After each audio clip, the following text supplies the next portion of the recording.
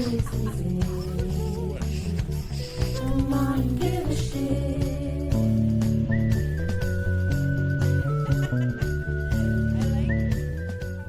Red leather, yellow leather.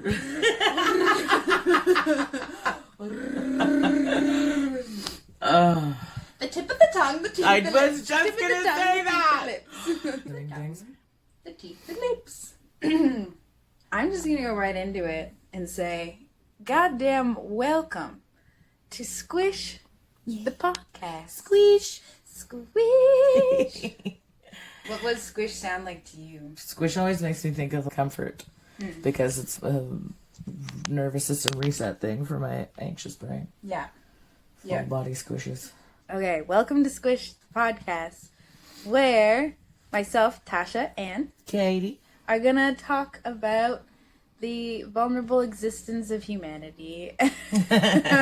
So deep, as it should be, and mostly because we think it's important to be vulnerable and to communicate, and that's what podcasts are. It's like a perfectly encased, drapey environment in which to get vulnerable and deep about shit, and there's never enough of that in the world.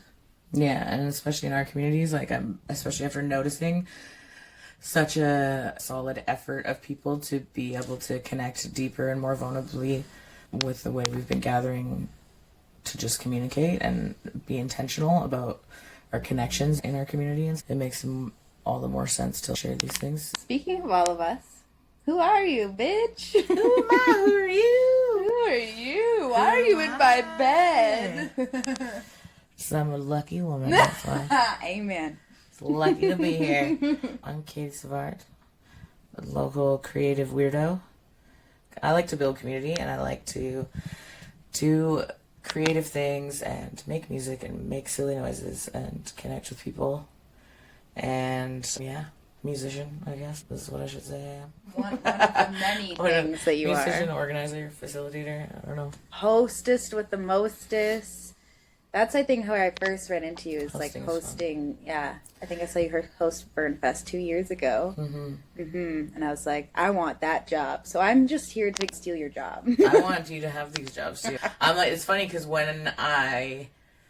more I got to know you too, the more I'm like, oh, if the scene needs more people who are like crazy and keen and want to do the silly shit that I like to do. And I was like, oh yeah, Tasha's gonna be one of these people who like does these things. And yeah, I think you'd be great with. I definitely want you on like Fernfest organizing team already in general. Thank you. But yeah, hosting was something for me I stumbled into that it became like a really nice outlet to connect with community, because I feel like people are way more comfortable approaching me as the host of an event than like after performing. Yeah. Like, people still come up after performing and stuff, but it's just like quickly compliment your set and whatever. Yeah. And then you're often in like performer mode where your eyes are ping ponging in every direction and it's hard to make conversation with people. But after hosting, it's like a different, I don't know, it's like a little bit more. It's like an I'm your friend badge. Totally. It makes it just approachable for things. Like, and just like my job is to be here for you. Yeah. But then also, the downside of that is people assume you have the answers to a lot of things. It's true. Oh my I'm God, like, the amount of questions. But that doesn't mean I know all the things. But then I'm like, now I have to try to know as many things because these questions are coming my way. I was just going to say that hosting and producing is like being the lube between the world and art. Totally. You're like the buffer. You're the like administration fluffer. question answerer. You also become the lost and found. The finders keepers, the PA at the grocery store, exactly. Lost child on aisle 2 again. Someone with a mask that needs to move. Child is having an existential crisis from the clown number 20 minutes ago. If anyone can send a Xanax, please do. Do they make kids Xanax? I'm just, kid is like an open-ended term to me. It's a fluid state. Your version of a kid is like an adult. Yeah. Yeah, I don't think we should grow up. I would love to touch a little bit on like how, like, where you're coming at in this community specifically, like how long you've been playing a role here and how that's changed a little bit. Fuck. 'Cause that's the biggest difference between us, I think. What is the time? Yeah. Oh wait, how old are you? I'm 28. Oh, okay. You're closer than I thought. But you've been here a lot longer than me.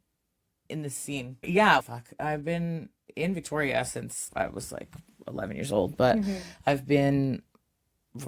finally went from being like the kid who sings for friends in the basement to like actually trying to do it after a couple of community events. In Fernwood, actually, there was a place called the Orange Hall, which is now just a house. It was a church, then it became a hall, and now people just live in it. But it's like on the corner of Balmoral and Fernwood, I think, and it's like it's this cute little building, and it was like where the first couple of events I had where there was these guys who also, one of them lives in Fernwood or lived in Fernwood, and they would reach out to people in the community to bring them out and do shows, get them out of their comfort zone and stuff. So like we'd pick songs we like, and then he also just like, gave us songs to do as a challenge, and it really helped me like get over myself and push myself into trying different things. And then it also sparked my like joy for helping other people, because when we did the second one, there was a 16-year-old who was like new to the sitch, and we got to like help encourage her as well. So you're like, that was became me. Yeah, and it became a thing that like I always wanted to do, which is why like it was a big part of lighting the fire into creating the Youth Jam series that I do now through Fernwood. So it's a big full circle moment for me to be doing that. But it's been, I think that first one was like 2011 or 2012 was the first one of those shows, and then I was just like, okay, I'm gonna try to do more music, and then I started just like putting myself out there and going to shows by myself awkwardly and hating it, and driving my friend Marco home because he didn't drive at the time, but we both lived in Langford and I was always sober, so I would like a lot of the shows I would go to were his, and then Keeping our girl accountable. yeah, and then he would just introduce me to people, be like, she's just here kicking it, make friends, because she came by herself, and so I would make, it was going by myself was a good way to meet people, It is. as daunting as that can be. You just faced that discomfort, sounds I like. hated it. It was I was such a like forced extrovert. Like I enjoy people and being social, but like the extrovertedness needed to like get into the music scene was a whole other level that was like very intimidating and overwhelming for me. No kidding. But I met a bunch of people at a show of Marco's, like the Crude Culture Ska Society people, and they were all like super, super friendly and welcoming. And Jesse's mom and him were teaching lessons at the time, and I took a few piano lessons from her. And I was like, oh, I play by ear. I don't know a lot, but I've written a song basically just like knowing what I know. Can I show you it and you can tell me what I'm doing wrong? And then it can give you an idea of what I know and what you can teach, like where to go from there. And I guess at the time, Jesse was staying with his parents or his mom, and he heard me singing in the other room, and like it was like, hey, like I have these songs that like don't, he was in the band Rocky Mountain Rebel Music at the time, and he's like, I have these songs that don't fit for this band. Do you want to jam them out with me? And so that was like another really fun thing. Can I ask you a question about your voice in a second? Yeah. I'm just like, did you smoke like 50 packs a day when you were a kid, or are you just born with this like I just have that. I don't know timbre? what it is. I don't know if it's, well, I smoked a lot of weed. Yeah, like I was smoking weed since I was like 12. But I also I went through a cigarette smoking phase, but I didn't smoke that much. No, you sound like someone who's, I've always had quite a low. Yeah. And my inspirations were often these soulful voiced women, like a lot of the grit. Yeah, a lot of Black women in music were my inspirations and stuff. But I think actually, you know what? I was screaming and yelling a lot as a kid growing up. I grew up in a traumatic household where there was a lot of yelling. So to be honest, that's probably what it's a channel. Probably what's turned my voice into what it is, not smoking but yelling. Maybe, I don't know. Yeah, I definitely did just always have it. She got the trauma pipes. It's trauma pipes, yeah. But the low stuff was always natural there, and yeah, I met this crazy community of people. I threw myself in the deep end. I even did things I was like, I don't have any idea what I was doing. At one point, Rocky Mountain Rebel Music wanted a background singer. Jesse brought me to that as a trial, and I was like, in way over my head. I was like, I have no idea. This is crazy. Do you remember any of the songs that you sang back then? Yeah, all of them. Oh yeah. Can you do a little show us? From Jesse what are and those I's first things? songs?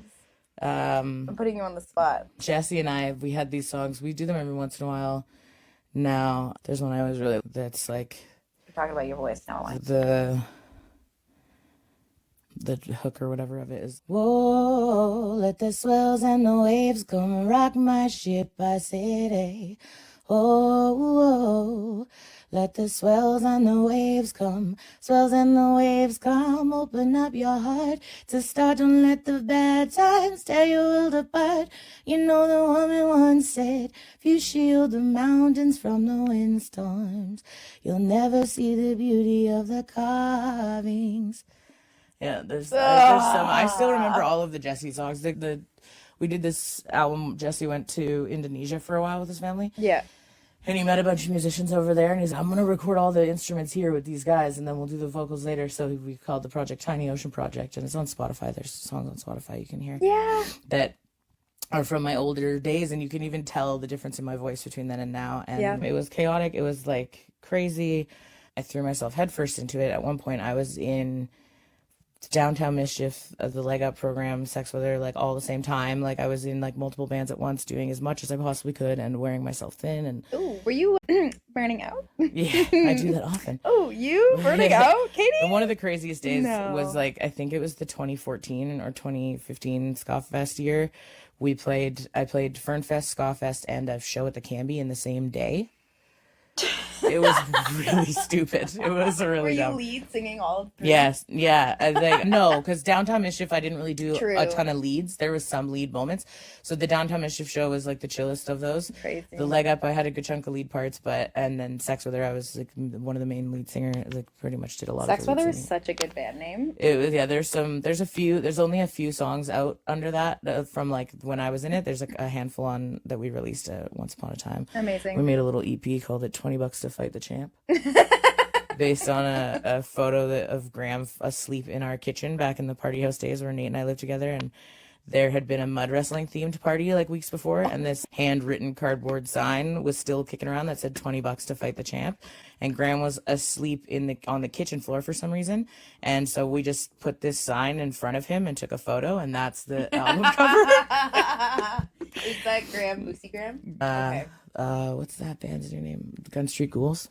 Okay, I don't know if I know.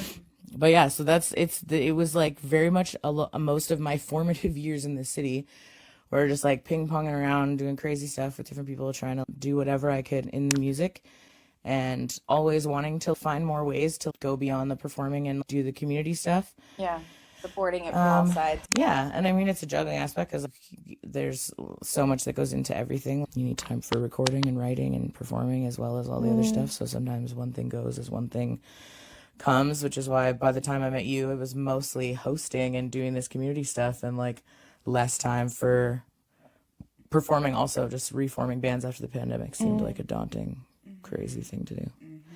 But yeah, it's been, I guess, it's been more than a decade. This classic ADHD. It's been almost 15 years of me just doing crazy things, and things have changed a lot now in the scene, in the community, from when I came up in it. Like we're night and day, like especially coming around to the Dunn Street events. I even said this to Nate and I actually had this conversation recently where we were like, these kids party differently, like it's so intentional. We're like there was how old is Nathan? There's no cocaine in sight. He's older than he looks. That man, I thought he was like in his 20. 30s. What? Yeah, he's younger than me, but he's in his 30s. This is just becoming we're roasting. Actually, that's not a roast. That's a compliment. That Nathan man, he looks so young. He's young. He's also in Hot. He's he was very in fit. Hot Pot, so I was like, oh, he's like young, like he's baby. Because him and I both had this similar offense, Hot experience Pot. of just doing things a little differently than the folks around us, and we're still seeking that community and creative artistic connection, whereas a lot of other, not that they're not still seeking that connection and stuff, but a lot of the musicians we came up with are like married and having kids, or and still doing it, but like slowing down. Whereas Nate and I are still really enjoying that aspect of that of the community social realm, and so coming and finding all these new folks who are like really like-minded and really like keen to do similar stuff, and we're just cackling about the fact that parties start at 7:30 now and end at respectable hours. Yeah, nobody's really because we don't want to burn out. You don't have to drag anyone out of your bathroom at the end of the night. You don't find random people asleep in your storage areas without their shoes on. Like what? People don't accidentally almost light your house on fire. I don't know. It's like almost like 95% chance that I usually leave my own parties and go to like sleep somewhere else by 1:32. I know, it's Or- shocking. There's the amount of times we went Yeah. till 7 a.m. in the old days. We would do that too, but we'd all pile into a giant bed together and cuddle. Yeah, you guys do the going till 7 very differently. Like, We we just, like, everybody, for me, do. it'd be like, I'm trying to keep up with everybody We who's, drink like... our cacao and our bone broth. Yeah, whereas, like, back in the day, like, I'm just, like, smoking weed, hoping I can stay awake long enough to keep up with everyone we've done who's, that like... too, who's but doing the skiing, and then they've been going all night at 7 a.m. My ass is ready to go to bed. I go take like a nap. I wake up and then they're like, let's day drink and go to the beach. That's a trap because they are just gonna crash and then you're day It's a drunk trap. by yourself. That's why I used to get into that trap a lot back in the day.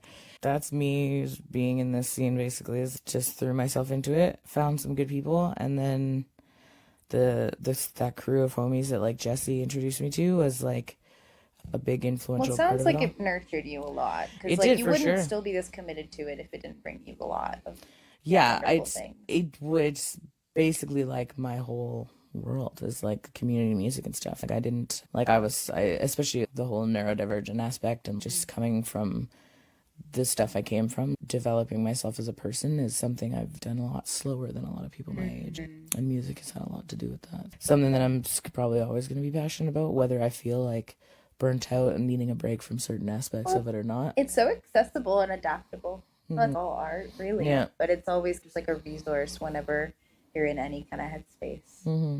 Yeah, that's awesome.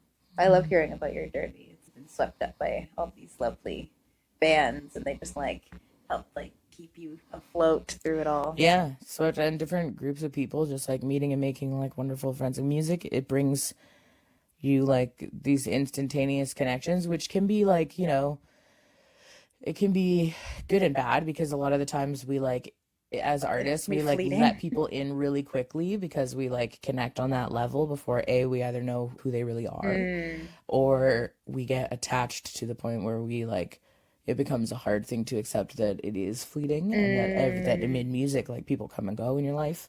Oh, yeah. And in a lot of different ways. It's Or, like, performative by moving or nature touring or- too. Exactly. So you're putting on this like facade, and you don't actually get to the meat and bones as quickly as you get to the facade, and then you have to keep that face on. And it's not even like a thing people do deliberately by pretending to be someone that they're not. But like, I feel like if you're on stage and people are applauding this version of you, you're gonna try and stay being that Totally. version Oh my as God, long yeah. as you can be. And I struggled with that in so many aspects just because coming up in the like household and energy that I came up in and stuff, and just like being like such a people pleaser, know that it's okay, this version of me people like, so like I need to try to continue to be this version of me, learning about like my neurodivergence and masking and all these things. Yep. And like realizing just how much of that was like masking gives you a whole other level of burnout where you're like, oh no. I'm just existing in a performance. But yeah, who is Tasha Cadence in the Who's- community?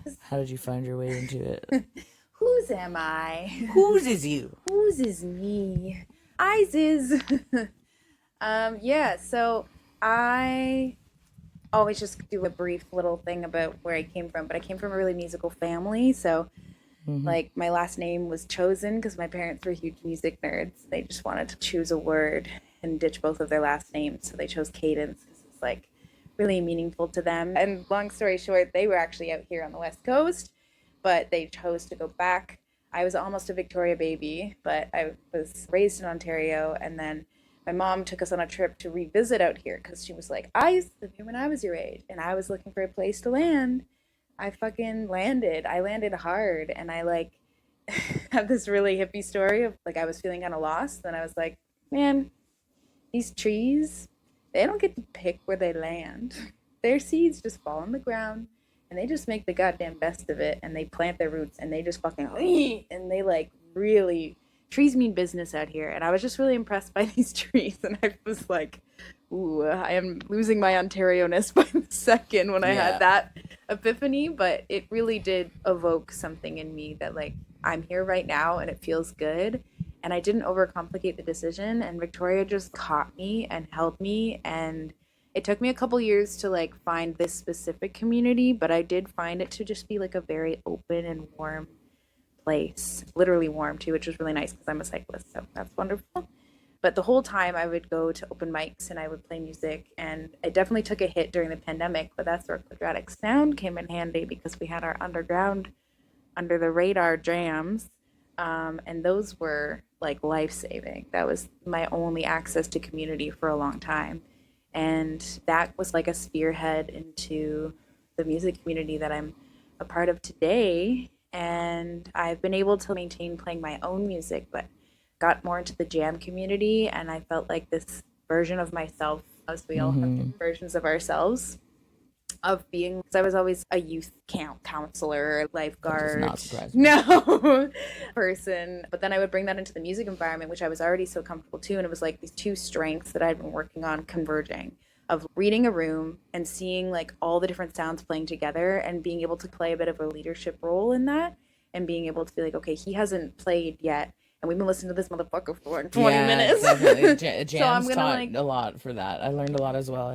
Yeah, there's so many like interpersonal dynamics happening, and I just really wanted to make sure everyone had a voice, especially because it felt so rewarding to step into an environment people let me have a voice in. Like, playing music with other people is church to me. It like feels spiritual, more spiritual than anything I've ever experienced, and really grounds me. It feels like where I belong, and I want to share that with as many people as possible. I feel like everyone deserves to have that experience, whether it's through music or just like feeling connected to something. But I feel like music is one of the easiest tools to get there. I want people to know that it's easy too. I feel like a lot of people make it feel like it's way harder. I than feel it like needs that to be. improvisational aspect of jamming is a really good way to connect to your like vulnerable side and your true side, because there's no time to mask when you're just like just channeling the music and improving whatever. Yeah, there's like this breakdown of the dichotomy of fun, and it's just involves connection, flow, and play. So it's just, you're connecting with humans, you're being playful, and you're like in a flow state. So it's not overly constricted and planned. And I feel like jamming just allows for that too. And that's actually been like my mantra becoming a producer. So basically I took all these leadership like background and my music community and put it together. And I was like, okay, again, this was who I was when I was 16 years old. I was like, I'm done looking for the events and the spaces I want to like be in. I'm just going to start making them. Well, Victoria's scene needs that, because look at so many, it's the only way for the resurgence of arts to happen here, the way that it needs to, is the more people taking it into their own hands and not relying on the venues and stuff, because we're losing venues left and right. Oh, I know. And we're also losing house parties because no one lives in homes anymore. I just moved into an apartment. Like, it is happening. It's a transition that's a little spooky, but music and art always find a sneaky way of And the scene goes through perforating. that. I remember Nate and I being like, man, where did all the good jam house houses go? Because we went through the same thing where like I lived in this house with the Sweetleaf Band, and I'd lived with the Downtown Mischief Boys for a while, and there was always like a house to jam at. Yeah. And then as you get, I am also now in a suite that's not conducive to having a bunch of people over to make noise, even though my landlady wouldn't care if I did, but it's just a small space. But like it took a while, and then I started to see those houses popping up again, where it was like, okay, there's cycles of it. And like, finding all you guys and seeing all the little houses that have cropped up in that community. Yeah, it's so funny the role that space plays in art, because creativity can't really thrive in an overly structured or sterile environment. Like, it really needs to like have room to stretch its arms and to feel safe being vulnerable. And that's just, every time that I've been in a space like that, the growth I see in myself is exponential. And I just feel like it's my life mission to make sure that I continue to do that for me, but then maybe simultaneously, so it's not completely self-involved, I'm sharing that with as many people as possible. And we need that a lot. Like, the like existence of a third space is a thing that like has died off a lot over like the years, and that's something that's so conducive to art, is like just places where people gather and create, where it's not always a ticketed venue, where it's not always like the bar with the house band or whatever. It's like a third space where like everybody joins in and whatever, and so you need more of that. Perfect. I really love that terminology. It's not mine. I've never heard of it. There's a whole good article about the loss of the third spaces, but it's, especially in like old culture, I think a lot of it comes from like the old blues culture and jazz scenes, like a lot of, I think, and there's a aspect of it too that comes from like artists who weren't welcomed in other spaces, so they created this third space where anyone could come and create and do this art. And so there's a lot of really cool, there's a few really good articles about the third spaces and the loss of a third space. It's definitely something to check out. I love that no matter how much like society like self catastrophizes and collapses, artists always find a way. So I used to live in Windsor, Ontario, which is right across from Detroit, and in Detroit they had an awesome music scene, but they had no fucking venues, and like it's a ghost town. Like you'd be downtown Detroit at 5 p.m. on a Tuesday and like skyscrapers all around you, no cars, nobody's there. Like it is a ghost town. That town it's going through a resurgence, but basically it was a population of 2.5 million, and now it's 650,000, 700,000 or something. Like it more than halved its size. But the art scene is popping off there, and it's because all of the spaces have been vacated from like this very corporate profit driven world, and now the artists can like actually access these spaces, and that always gave me hope. Society's falling, that can sometimes be an opportunity for us. I don't feel like modern day capitalism has ever really valued art, so I'm never going to rely on it to value my art in the way that if I can do it on my own, it's somehow going to make more of an impact. Although people like you who are doing your own things and getting involvement from the government and grants and stuff like that, you do make it seem more possible. So I am trying to find the value. That without the passion of people who like bridge those gaps for artists, like Fernwood and RG, where they've helped me bridge that gap, and being a space that's down to do that. And that's the big thing. Like Victoria is losing spaces left and right with the commercial rent hikes and the fact that like someone who owns the properties like that, it doesn't matter to them that the property's vacant, because if they lower the rent to keep the venue there, it hits their value. Like whereas if they keep the property value, if it's a high rent but it's vacant for 18 months, like that's still better to them for some reason. And that's why we're seeing these losses. And even like the government tried to, I think the city tried to offer some help to the VEC, but it still wasn't enough to combat like what it would cost to keep it going. And the counter offer that was being made. Yeah, and so that's the reality of it. And it's there's the more and more it becomes difficult for younger folks to be business owners and homeowners and entrepreneurs and whatever, the less likely there's going to be someone to like take the mantle of that, like creating a new venue. Like that's something where like that used to happen all the time, where one venue would disappear from this location and a new one would pop in and it would become something else and whatever. And I think that's what I want to do with this podcast and basically all of my work and energy and as I exist on this planet. I say in a chill way, but it's just make people feel like you have access.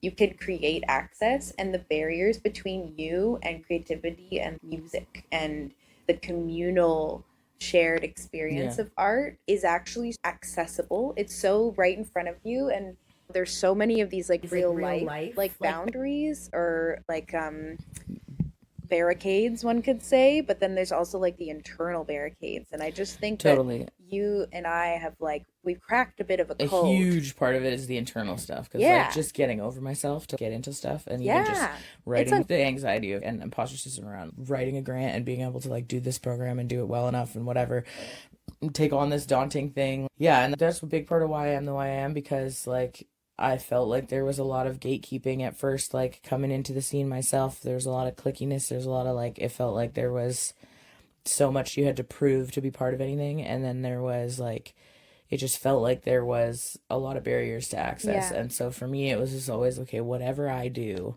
I'm going to share my, like, just get whatever people want to know. I'll tell them honestly and hold the door open for whoever needs it. But and create space as much as I can for those people. And that's why I'm always down to answer random questions. Like, people randomly DM me asking me stuff, like, and I'm like, I'll just tell you what I know. And one of those being me, being like, will you make a podcast with me? And you show up. And I love on doing a stuff cold, gross day when you haven't slept and you still show up. Doing stuff with you. And it's really Plus, this special. is something I wanted to do. I wanted to do podcast stuff for a while. I think it's a good place to stick a bunch of resources. And it's interesting too, because we like started this tangent with like, we have to do the internal work. And it's like, when we ourselves feel like there are barriers mentally, that creates the projection of the clickiness, because it's like people are like still trying to like have barriers and protect this thing that is so sacred. But in that protection, you're actually still making like other people feel intimidated. But that all needs to get fucking destroyed. It needs to get torn down. And like, it is sacred and we do need to protect it in a specific way. But the gatekeeping and the power dynamics of the music world, or like I would just say of capitalism that creep into the music world, actually sharing it is the strength, and that helps it flourish more. And Isaac has this great thing that like, people aren't just born geniuses. No, they have to start awfully. Everyone has unless to you start. believe the plot line of the epic 90s movie Baby's Genius. Baby Genius. Or 2000s, I guess, whenever that came out. Yeah, but it's just, so I think access is like that's like the thing driving me forward. And I get really disheartened when I see people, and this is something that I want to touch on maybe in future episodes, but the cancel culture nature and just people doing accountability wrong. Because you do need to stay accountable and you do need to protect these beautiful spaces and people involved, and we get so vulnerable. But artists are putting themselves out there constantly with a brand new idea every single time, and those ideas cannot all be correct. You are literally signing up to get things wrong as an artist, because you are trying something new. You are always putting yourself out there on the chopping plate. A lot of people are learning as they go. Exactly. And you're like, the whole point of art is you're trying something no one else has tried. So you're trying to be vulnerable, and I feel like we have to protect those of us who get it right on the first time as much as those who don't get it right on the first time, don't get it right on the second time, don't get it right on the third time. And that immediate, we don't have enough mental capacity, probably because we're all really traumatized monkeys trying to live in a scary world. It's fair. But that's what I want to make sure that as like an event person and like a space holder and a producer, I'm supporting that work of making sure that everyone has a voice and we face the discomfort together and we don't avoid it, so that we are continuing to grow as artists rather than just like putting on a good show and staying comfortable. And you know, you gotta be uncomfortable in the game, because there's gonna be so many people that you have to encounter or potentially even work with that like you don't, they're maybe not terrible people, but you don't like them or you don't click, you don't get along. Like, not everybody's gonna be a perfect fit, but there's very little workspace in this realm sometimes, so you have to sometimes work with, not that saying to like work with terrible people who don't want to do any accountability for whatever but might have happened, but it's a really nuanced topic to think about how people can go about that the right way. Like and I feel like right and wrong is such a nothing's black and white, nothing is that art. Black and white, and there's so many like factors that go into it all that it would definitely be something to dive into in parts, because there's all the things like people bring into the space with them from past experiences, and I know my stats played a part in me interacting in difficult conversations, my own past triggers and stuff, and just learning how to, even people I'm like really close friends with who I've known this entire experience, sometimes still have to sit down and be like, okay, we need to come up with a better plan for how we communicate, because this doesn't work. Yeah, and I think maybe what you were talking about in your story is like, you've grown in this community and you've stayed by it, and that takes a lot of work. It's like really easy to, like you were saying, to just come in and get really romanticized by it all and to get like really caught up in the fleeting notion of it. But then people are going to change, especially like young and like creative people. They're going to ebb and flow.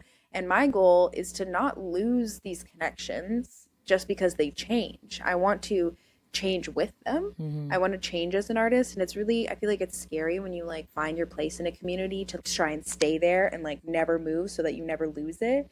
Yeah, But like that you sounds have like to a trauma welcome. response too. Yeah. Like attachment issues can play a part in that.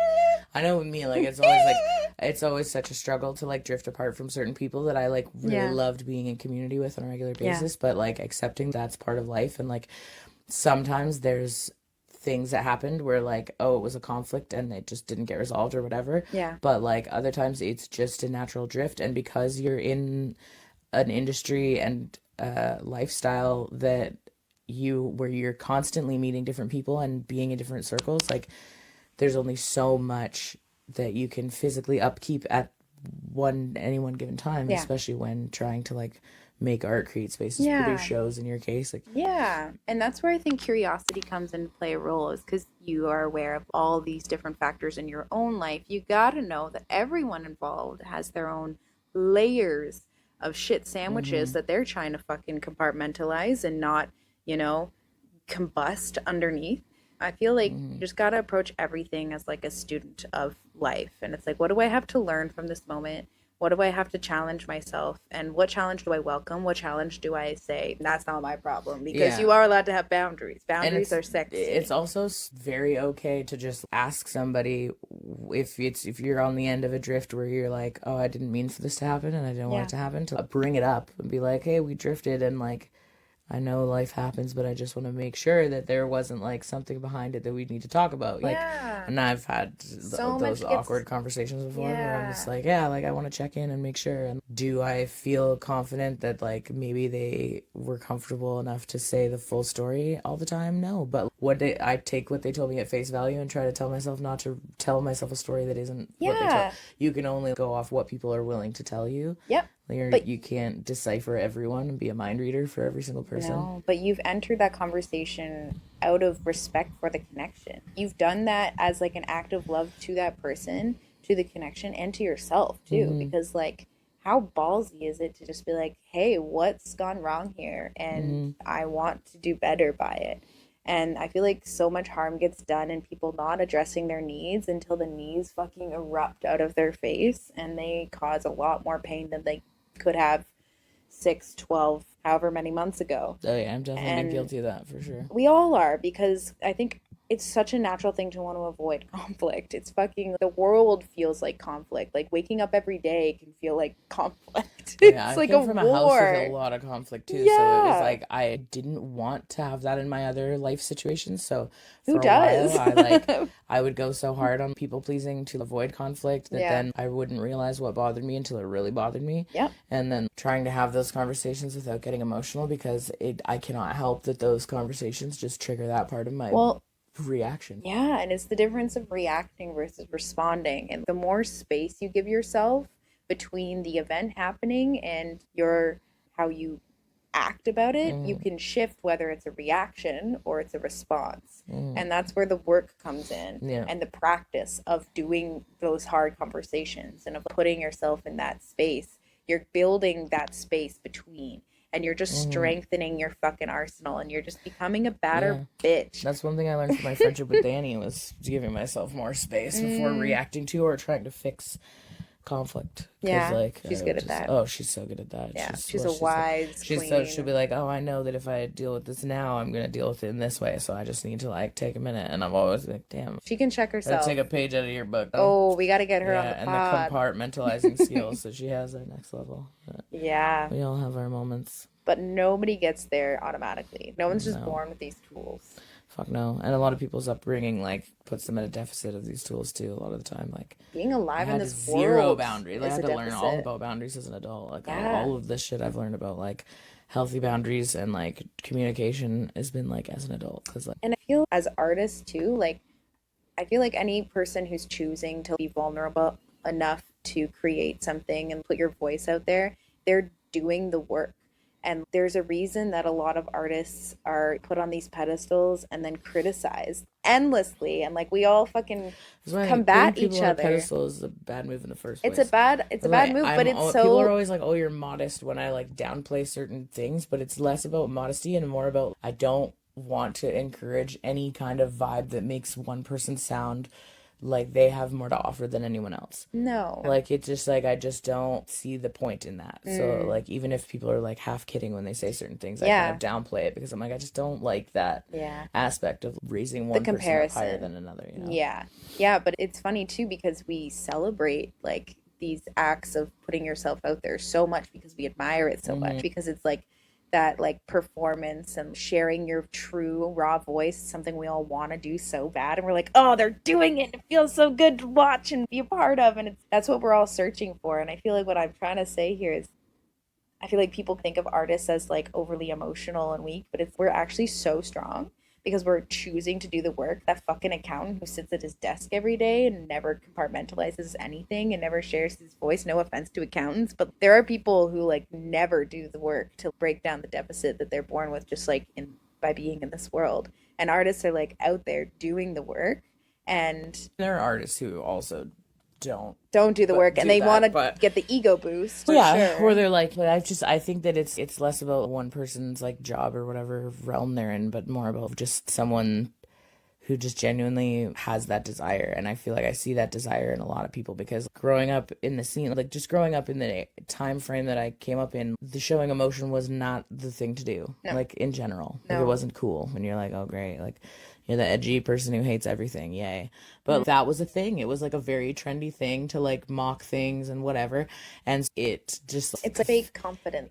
It puts a whole other barrier between you and connecting genuinely. Yeah. And then so, because it also makes the person who is more sensitive to that stuff, like hesitant to show you their genuine self, because you mock everything. So why would I show you who I am? So I feel like it's nice to see, the more I see people younger, like seeking to do that genuine connection and dig deeper, it's the curiosity thing. Yeah. Totally. And like, I think being curious takes telling your ego that you don't know everything. And like people who downplay like a new experience and they're like, oh yeah, like I've seen that 100 times. It's like they're telling themselves that they know everything. But that's such a limiting way to live. It's like actually so limiting to you. And then it creates that like intimidation of, okay, I have nothing to offer this person. If they know everything and they're closing themselves off, it just like, it totally inhibits that connection piece that you're talking about. Yeah, it's funny because that fear too, like that, like fear of what do I have to offer, what do I bring to this situation is part of what I know, like it personally hindered my ability to communicate openly, and because like to me, I always was worried from just the way I grew up that like speaking your mind too much was just never a good thing, that like people that would just lose you people like in your life, like people some people you care about would leave if you were too honest, and if you were difficult because of your honesty. If your honesty made you difficult to be around, that was like the worst thing, because people don't like discomfort. So I took a long time to feel any kind of comfort in being able to really be like, no, this is a hill I have to stand on, because like it's gonna get weird, and that's fine. Like it's, but like, and there's been times where it's caused me to like separate from people, and not necessarily under any negative situation, but it's just realizing that like the values don't align anymore, and like that's okay. Yep. And that like we just get to go on different paths, and sometimes your paths like weave back to each other and overlap, and there's still lots of care and like celebrating each other's wins and whatnot. But then there's those other times where conflict just like the person doesn't want to hear it or see it at all. But yeah, I definitely had a lot of pressure, feeling like I had to be always likable and like easy to deal with in music if I wanted a place in the music scene, especially as a woman. Yeah, and it wasn't until a few years ago that I started to give less fucks about how likable I was, and then I think I went really hard into not giving fucks, and then I like had to dial back a little bit, and, like, especially when you like moderate Facebook groups of a bunch of obnoxious people, that you can go really hard down. I feel you.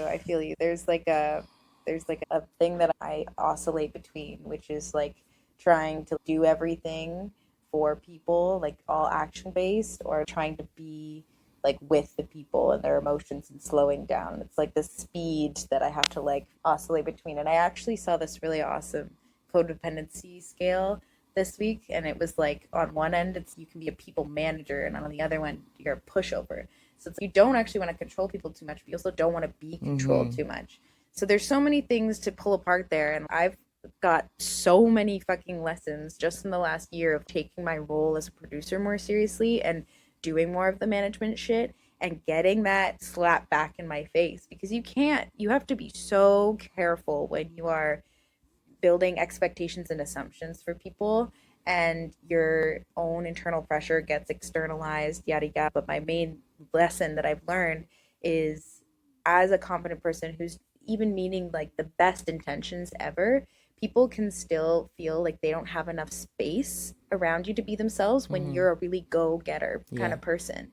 And Isaac actually gave me the best feedback, which is just ask more questions. Yeah. And it's, again, So curiosity. ask questions. Curiosity is important. Ask and also questions. just, like, remember, let people like, tell you what they want to do. Yeah. And taking up space is a great thing. But sometimes once you've used that skill or learned that skill to take up space, like a part of the responsibility, I think, is to leave room for people who struggle to take up space.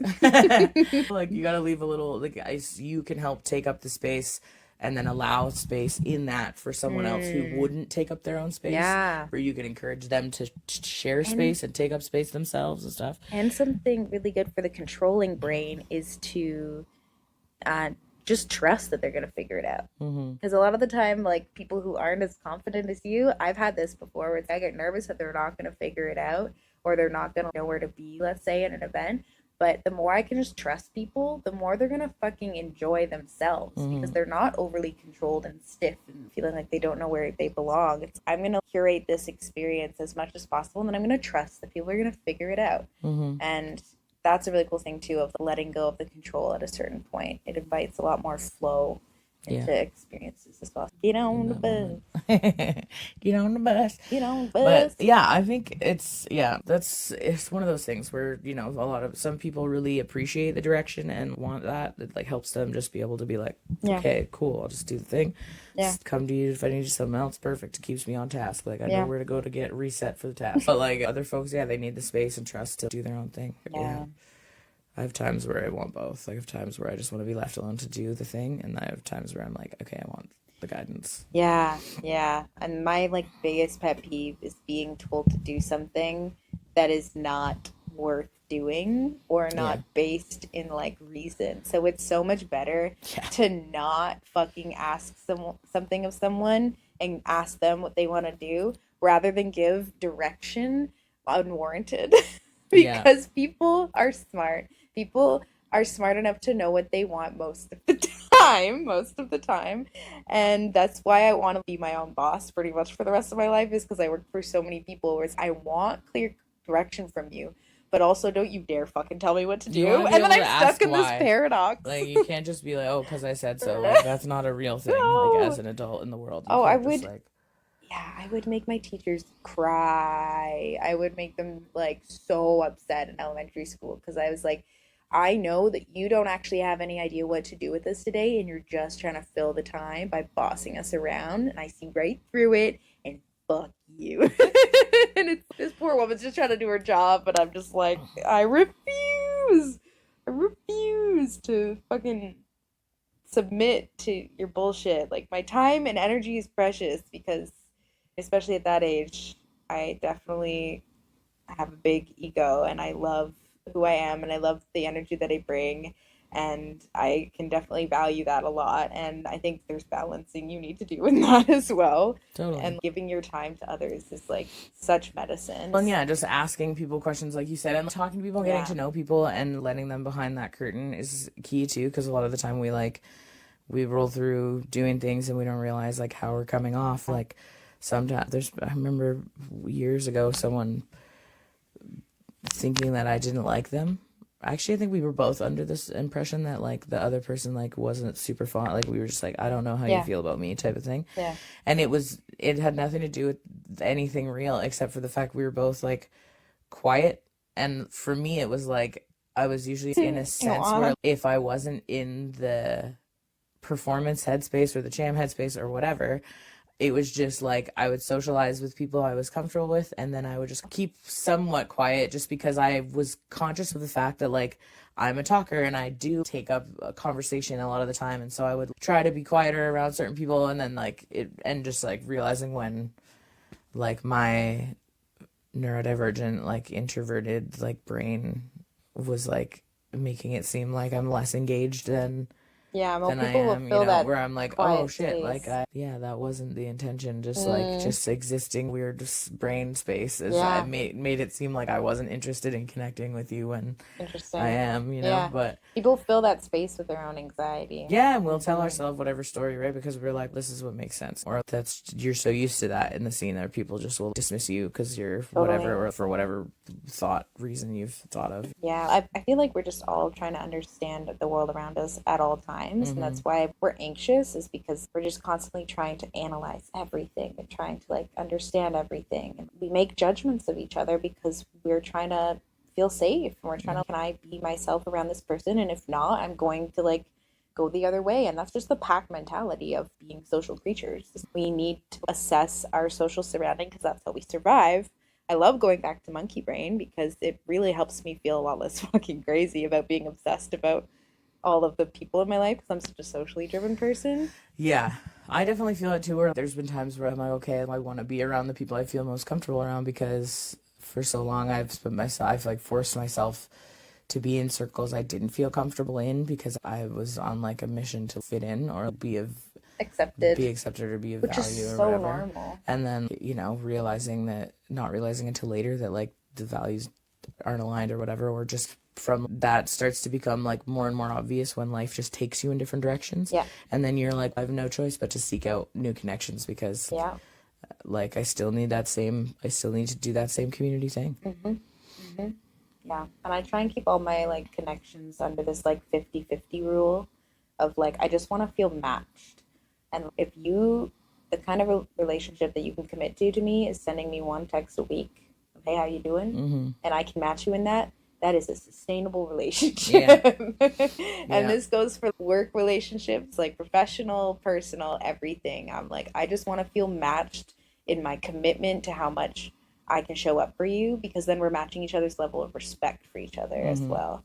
But we're getting into the nitty gritty of like the experiences we've had that have taught us why vulnerability, curiosity, conflict resolution, and just like communication are so important. And I think those are like the guiding tools for me to move forward. And those are a lot of the tools that putting myself out there as like a producer has like really reinforced and taught me a lot even in the last 6 months. And I want to share what I've learned.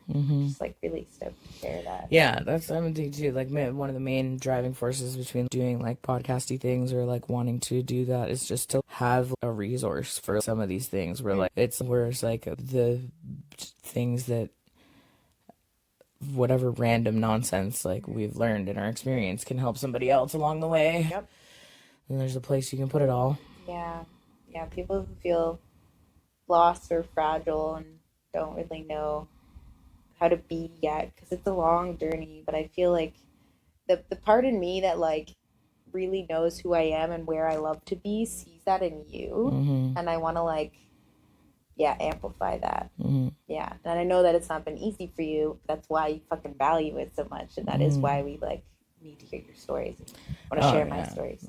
I feel the same way. I'm like, oh, it's like I see a lot of that. I see a lot of my like younger self in you as well, especially, but in you're like an unstifled version. Like really less of you is stifled, so it's like you're just like bursting at the seams with the you-ness. Thank you.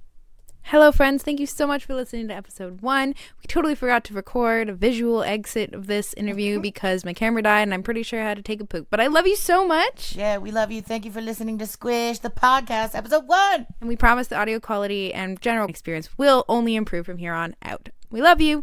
Bye. Bye. We want to thank everyone who made Squish happen. Specifically, we would love to thank Elena Alstrom and Renata Baldwin for the wonderful background music for our intro and outro, as well as all of our vocal squishers who offered your cute little voices. So adorable. We love you so much. I want to thank Kady for editing together our intro and outro soundtrack. And Tash for doing the video editing and a bunch of great graphic design work. That's right. We're thanking ourselves because we fucking did this, bitch. If you've made it this far, thank you so much for sticking around, and we hope to catch you on the next episode. Heck yeah. Thanks to everyone for being part of it. Love you. Love you.